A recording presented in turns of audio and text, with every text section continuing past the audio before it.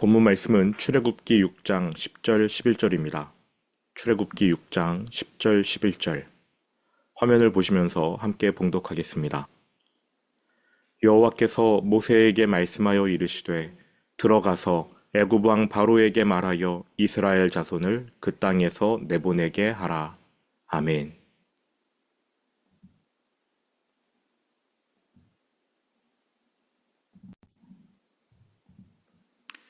2026년 첫 번째 예배를 하나님께 올려드립니다. 올해 하나님이 우리에게 주실 은혜를 기대합니다. 하나님께서 올 한 해 여러분에게 하늘의 모든 신령한 복을 주시기를 축원합니다. 은혜 많이 받으시기 바랍니다. 또한 하나님이 주시는 복 많이 받으시기를 진심으로 축원드립니다. 어제는 하나님과 모세가 첫 번째로 만나는 그 만남을 살펴봤습니다. 인생의 초반, 중반, 총 80년 내내 하나님께서 모세의 몸에서 힘을 빼시는 장면을 보았지요. 이집트의 왕자였던 모세를 이방 땅의 나그네로, 달변가였던 모세를 말 더듬는 사람으로, 모든 일에 성공 가두를 달렸던 능력자를 어떠한 일도 해내지 못하는 무능력자로 낮추신 후에 하나님이 모세를 만나 주셨습니다. 그리고는 모세에게 이스라엘 백성을 애굽에서 건져내라 명령하십니다.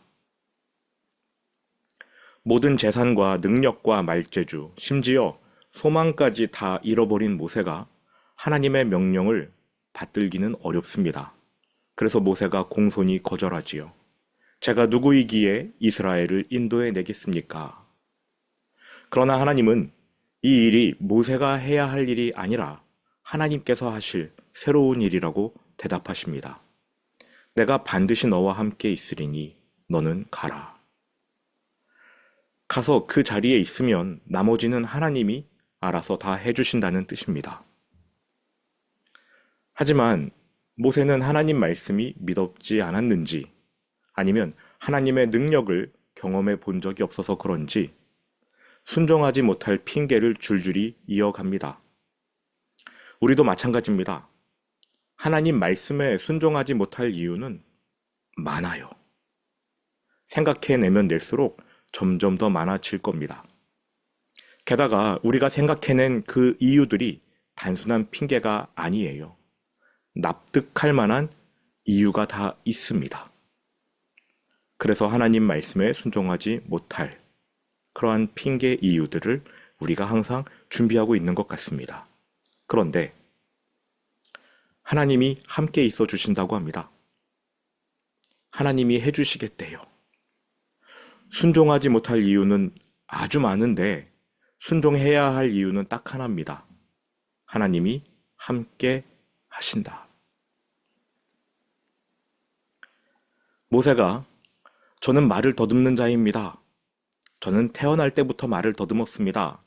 거짓말이거든요. 그런데 모세가 그렇게 하나님께 거짓말을 합니다. 저는 말을 더듬기 때문에 하나님의 뜻에 순종할 수 없습니다.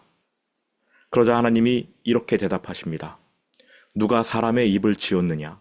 누가 말 못하는 자나 못 듣는 자나 눈 밝은 자나 맹인이 되게 하였느냐? 나 여호와가 아니냐? 이제 가라. 내가 네 입과 함께 있어서 할 말을 가르치리라. 하나님이 모든 핑계를 하나씩 다 무너뜨려 버리십니다. 모세가 생각해낸 모든 핑계가 하나씩 막히자 이제 모세가 마지막으로 저는 신체적인 결함이 있습니다. 저는 말을 잘 못합니다. 그것까지도 하나님이 무너뜨려 버리시죠. 결국엔 모세가 최후의 발악을 합니다. 주여, 보낼 만한 자를 보내소서. 보낼 만한 자를 보내소서. 어제로 2025년은 끝났습니다. 작년 한 해 좋은 일도 있었지만 우리 안에는 슬픈 일이 더 많을 겁니다. 안타깝게도 우리는 과거의 기억을 기반으로 미래를 예견합니다. 모세도 그랬고 성경에 등장하는 사람 대다수가 그랬습니다. 아니, 모든 사람이 과거의 경험을 기반으로 미래를 부정적으로 그립니다. 두려워하지요. 모세는 어떻습니까? 그의 과거 경험은 모세로 하여금 앞으로 나가지 못하게 발목을 붙잡았습니다. 하나님께서 여러 가지 해결책을 주셨는데, 그러나 하나님의 끈질긴 위로와 격려에도 모세는 여전히 두려워합니다. 순종하지 못하겠다라고 합니다. 2026년이 열렸지만 사실은 하루가 지난 것밖에 안 되거든요. 작년에 겪은 어려움의 기억 여전할 겁니다. 실망감도 마찬가지이겠고요. 혹시 그러한 아픔 때문에 앞으로 나가지 못하시는지요? 바라기는 2025년은 정말로 끝났다는 그러한 생각으로, 과거의 나는 이제 없다라는 생각으로 올 한 해를 이어가시기를, 새롭게 걸어가시기를 축원합니다. 거기서 몇 장을 더 넘겨 오늘 본문 출애굽기 6장 10절 11절 말씀, 여기에서 하나님이 아주 놀라운 약속을 하나 해주십니다. 제가 다시 한번 읽어드리겠습니다. 출애굽기 6장 10절 11절. 여호와께서 모세에게 말씀하여 이르시되 들어가서 애굽 왕 바로에게 말하여 이스라엘 자손을 그 땅에서 내보내게 하라. 여기에 하나님의 약속은 없어 보입니다. 그런데 저는 이 구절을 참 좋아합니다. 약속의 말씀이에요. 그냥 얼핏 하나님께서 가라라고 명령하시는 것 같은데, 원어를 살펴보면 모세를 보내시는 게 아니라는 걸 알 수 있습니다. 명령이 아니라 약속이에요.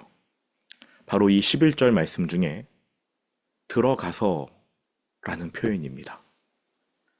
우리말로는 들어가서 라고 번역했으나 성경 원어의 뜻은 들어와라 입니다. 애굽 왕 바로에게 들어와라. 들어가라가 아니라 들어오라입니다. 하나님은 모세에게 애굽으로 가라라고 명령하신 게 아니라 들어와라라고 초청하신 겁니다. 무슨 뜻입니까? 하나님이 먼저 그곳에 가 계시겠다는 약속이에요. 내가 애굽의 왕궁에 먼저 가 있겠다. 그러니 모세야 들어와라. 제 아들이 초등학교 1학년 때 수영을 배웠습니다. 배운 지 얼마 안 되어서 아직은 팔과 다리를 제대로 놀리지 못할 때였습니다. 여름에 수영장에 함께 갔는데 자신이 배운 자유형을 보여주겠다고 하면서 아빠 저쪽에 가 있어. 내가 그리로 헤엄쳐 갈게. 내가 가면 나를 잡아줘야 해. 힘차게 발을 구르고 아주 힘겹게 헤엄쳐 왔던 것을 생각했습니다. 이게 꽤 먼 거리였어요. 하지만 아빠가 먼저 그곳에 가 있으면 아들은 물이 깊어도 안심하고 갈 수 있는 거 아니겠습니까? 잡아줄 사람이 있으니까요. 하나님이 모세에게 말씀하십니다. 들어와라. 내가 먼저 가 있겠다. 2026년 올해가 누군가에게는 작년의 연속일 수도 있을 겁니다. 또 어떤 누군가에게는 커다란 변화의 한 해가 될 수도 있습니다. 큰 변화가 있더라도 없더라도 하나님이 우리 모두에게 동일하게 주신 한 가지 약속이 있습니다. 하나님이 2026년의 끝날에 먼저 가 계셔서 우리를 불러주신다는 것입니다. 이리로 오라. 우리는 올 한 해가 어떻게 펼쳐질지 알 수 없습니다. 그 끝날에 가봐야 지난 날을 돌이키면서 행복한 한 해였다. 은혜의 한 해였다. 변화의 한 해였다. 라고 말할 수 있을 겁니다. 우리에게 올 한 해는 미지의 영역이에요. 두려움의 대상입니다. 당장 이번 달에 어떤 어려움이 닥칠까? 그 어려움을 내가 뛰어넘을 수 있을까? 도무지 알 수 없습니다. 우리 중에 누군가는 작년의 아픈 기억까지 품고 가야 할 것입니다. 그러면 올해는 더더욱 두렵겠지요. 그런데 하나님이 먼저 가 계십니다. 하나님은 지금 2026년의 12월 31일 그곳에 서 계십니다. 거기 굳건히 서신 채 우리를 향해 말씀하십니다. 내가 잡아줄 테니 헤엄쳐 와라. 들어와라. 힘차게 발을 굴러라. 그 부르심에 순종하지 못할 이유는 많을 겁니다. 하지만 순종할 이유가 딱 하나가 있어요. 내가 먼저 가 있겠다. 들어와라. 아무것도 알 수 없는 2026년이지만 확신할 수 있는 두 가지가 있습니다. 말씀드린 대로 하나님이 먼저 그곳에 가서 우리를 부르신다는 것입니다. 둘째, 우리의 형편과 기질, 과거의 상처와 아픔까지 다 아시는 하나님이 우리에게 가장 맞는 방법으로 우리의 하루하루를 이끌어 주신다는 것입니다. 그냥 부르시기만 하는 게 아니라 우리를 인도하시기까지 합니다. 하나님은 모세에게 순종을 강요하지 않으셨습니다. 강압적으로 그를 밀어붙이지 않으셨습니다. 모세의 기질이 어떠한지 아심으로 그에게 맞게 디자인해서 그를 인도해 주셨습니다. 저 역시 그러한 하나님을 믿습니다. 말씀을 준비하는 동안 맨 처음 봄빛교회를 개척하기 위해 기도했던 시간들이 떠올랐습니다. 과연 교회를 개척하는 것이 맞는지, 제가 개척하는 것이 하나님의 뜻인지 계속되는 고민 때문에 무척 괴로웠습니다. 목회자들은 개척을 믿음으로 하는 것이다 라고 말하는데 현실적 여건이 안 되는 상황에서 마음이 어려웠습니다. 하나님은 내게 개척에 대한 소망을 씨앗처럼 심어주셨는데 제 자신을 보니까 자신감도 없고 또 자원도 없고 그렇게 오랜 시간 질질 끌며 고민하고 기도했습니다. 그러던 중에 2019년 4월 어느 날 제가 도저히 안 되겠어서 기도원에 갔습니다. 그때 강문호 목사님이란 분이 강사로 오셔서 낙타가 오고 있다 이러한 제목으로 말씀을 전해 주셨어요. 낙타가 오고 있다. 예수님의 탄생과 동방박사에 대한 내용이었습니다. 4월인데 낙타가 오고 있다? 생뚱맞다고 생각했습니다. 성탄절이 4개월 지난 시점 혹은 8개월이나 앞둔 시점에서 동방박사 이야기를 하고 있는 거예요. 그 목사님이. 저는 아무런 기대 없이 그냥 말씀을 들었습니다. 그런데 그 말씀이 그 당시 제게 가장 필요했던 말씀이었습니다. 설교의 내용을 요약하면 이래요. 예수님은 무척 가난한 목수이셨다. 인간적인 계산기를 두드려 보면 예수님은 아무 일도 할 수 없는 분이었다. 그러나 예수님이 엄청난 사역을 이루실 수 있었던 것은 사역에 필요한 모든 것이 다 채워졌기 때문이었다. 심지어 예수님이 성장하시는 동안에도 하나님께서는 예수님을 먹이시고 입히셨는데 그 돈이 어디서 생겼는지 궁금해하지 말라. 예수님이 태어나기 전 하늘아버지께서 동방박사들을 준비하여 황금과 유향과 모략을 가져가게 하셨다. 그것이 예수님의 성장기는 물론 사역 기간에 재정적 필요를 채워주었다. 그 목사님은 이렇게 권면하셨습니다. 기도원에 이렇게 있는 성도들에게 여기 하나님의 일을 하려고 생각은 하고 있으나 여건이 안 되어서 두려워하시는 분들 계십니까? 재정이 없고 도와줄 사람이 없다 해도 좌절하지 마십시오. 하나님이 시키신 일이라면 반드시 이루어 주실 것입니다. 지금 낙타가 오고 있습니다. 필요한 모든 것을 주실 것입니다. 그래서 그 설교의 제목이 낙타가 오고 있다 였던 것이었습니다. 그날 저는 하나님의 도움을 믿고 교회 개척을 위한 기도 좀 더 강력하게 이어갔습니다. 물론 제가 무언가를 강력하게 돌파하거나 막 이끌어가는 그런 그릇이 못 됩니다. 주변 사람들도 제가 교회 개척할 사람이 아니라고 말해 주었습니다. 저 또한 저를 잘 아니까 부인하지 못했고요. 그런데 하나님의 뜻이 교회 개척이고 또 낙타를 보내주시리라 기대했기 때문에 포기하지 않고 기도했습니다. 두려움이 엄습할 때마다 거의 매일이었는데 두려움이 엄습할 때마다 기도했습니다. 그로부터 한 달이 못 지나 5월의 어느 한 주일 아침이었습니다. 그렇게 기억하고 있어요. 예배를 드리던 중에 하나님께서 교회 개척을 원하신다는 마음을 더 강력하게 부어주셨습니다.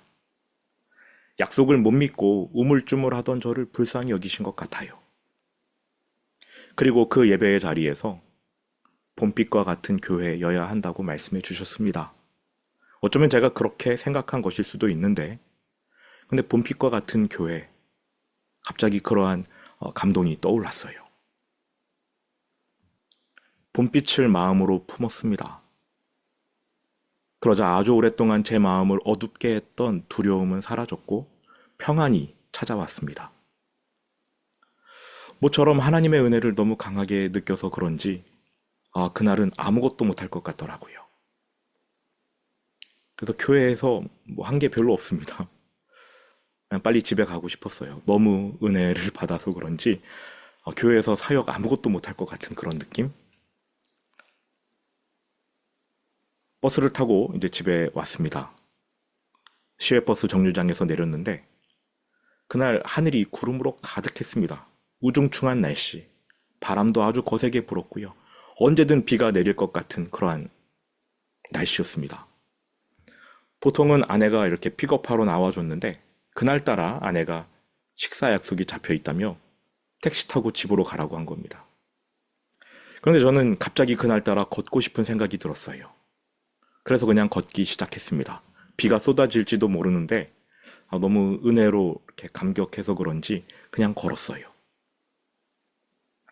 그 길은 제가 평소 교회 개척을 고민하면서 마음으로 기도하며 걷던 길이었습니다. 그 길을 역으로 걷게 된 거지요.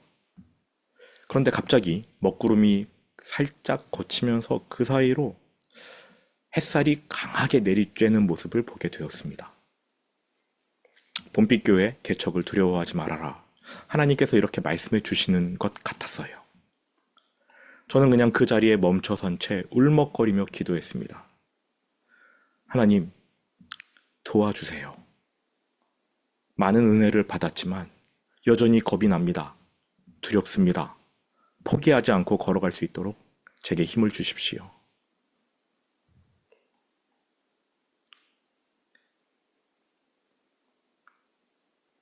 그리고 제가 부교역자로 다니던 교회를 그만둘 때쯤 하나님께서 너무나 과분한 은혜를 제게 주셨습니다. 감사하게도 몇몇 분들이 함께 해주셨습니다. 전혀 예상치 못한 분들도 함께 하시겠다고 말씀해 주셨고요. 또 그 즈음 새로 만난 분들도 함께 해주시겠다. 또 봄빛교회를 꿈에서 본 분이 그 꿈 내용을 말씀해 주셔서 제 마음에 용기도 일어났습니다. 두려워 떨던 기드온에게 하나님이 용기를 주려고 꿈을 허락하신 그러한 성경 일화도 생각났습니다. 함께 예배 드리시는 여러분은 하나님이 제게 베풀어 주신 은혜이자 기도 응답입니다. 저는 두려워하며 걸어갔습니다. 하나님은 두려워하지 않으셨어요. 거기 먼저 가 계셨습니다. 여러분의 2026년을 축복합니다. 하나님이 먼저 가 계십니다. 거기서 여러분을 부르셔요. 들어오라. 믿고 들어와라. 재정의 어려움을 겪고 계십니까? 낙타가 오고 있습니다. 질병으로 힘들어 하십니까? 그 낙타에 치유의 기름이 실려 있습니다. 하나님의 기도 응답이 간절하십니까? 예수님께서 속히 이루어 주신다고 약속하셨습니다. 가족을 위해, 또 배우자를 위해, 자녀를 위해 구원받기를 기도하시는 분들, 그리고 그 기도가 응답되지 않는 것 같아서 힘들어 하시는 분들, 하나님은 두려워하지 않으십니다. 당장은 눈에 보이지 않으니까 우리가 두렵고 또 마음이 어렵겠지요. 그런데 하나님 거기 먼저 가 계십니다. 그리고 우리가 따라갈 수 있도록 필요한 모든 것을 보내주셔요. 낙타가 오고 있습니다. 여러분 모두에게 권면합니다. 두려워 말고 들어오라. 두려워 말고 들어오라. 그렇게 말씀하시는 하나님께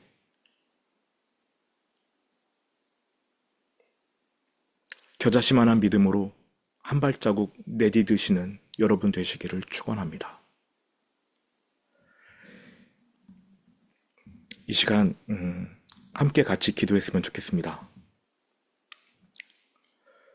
올 한 해 하나님께서 우리에게 주실 은혜가 참으로 큽니다. 그 은혜를 소망하고 기대하는 마음으로 잠시 기도하셨으면 좋겠어요. 하나님께서 들어오라고 하시는 그 한 해 2026년 믿음으로 걸어가겠습니다. 저의 능력 약하고 믿음도 너무나 작고 늘 두려워하면서 미래를 부정적으로 그리는 그러한 나의 기질도 하나님이 아십니다. 그런데 하나님이 명령하세요. 들어와라. 주님, 제가 그 명령 믿고 걸어가겠습니다. 도와주십시오. 이 시간 그러한 마음으로 함께 묵상하며 기도하겠습니다.